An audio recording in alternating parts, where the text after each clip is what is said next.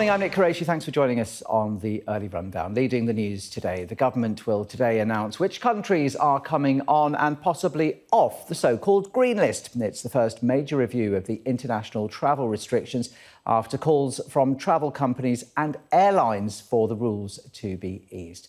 So there are currently 12 countries on the green list, which means you don't have to quarantine when you return. The four nations of the UK are currently using the same list and require travellers to take a test when they return.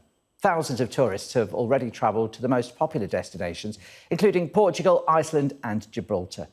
Many countries with green status, such as Australia and New Zealand, have banned all international travel, which means British tourists still can't visit. And while some green countries might be open, it's much harder to get to places such as St Helena and Ascension Island. Our top story on the Early Rundown this morning comes from Sky's Ivor Bennett. Hello, Abbotts Travel. At Abbotts Travel in Redbridge, they're busier than ever, but they're still not making any money. You'll have to do a PCR within 3 days of your return from Portugal. That's because instead of taking new bookings, owner Julian's mostly changing or cancelling old ones.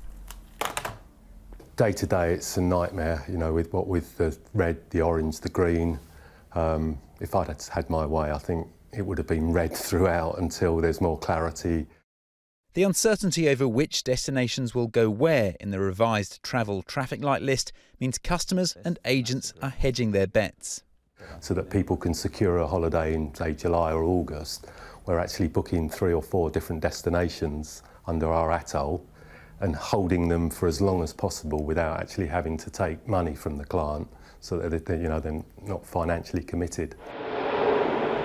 But even with multiple bookings, a holiday is not guaranteed. It's thought Malta and some Greek islands could be added to the green list, but the Prime Minister's warned countries could equally move the other way.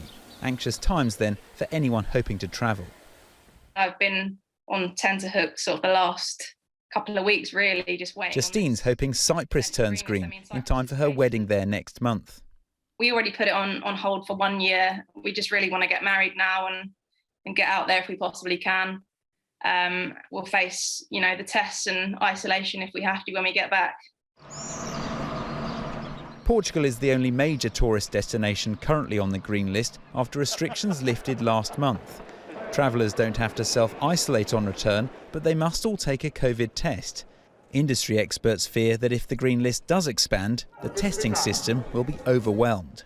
The providers, to us, we're saying, the test providers, it's simply not set up to deal with the numbers of people who need to use it. So if we see the Canary Islands, Spain, Greece, some big destination that hundreds of thousands of people want to go to, turn up on the green list, it's very hard to see how that system is going to cope.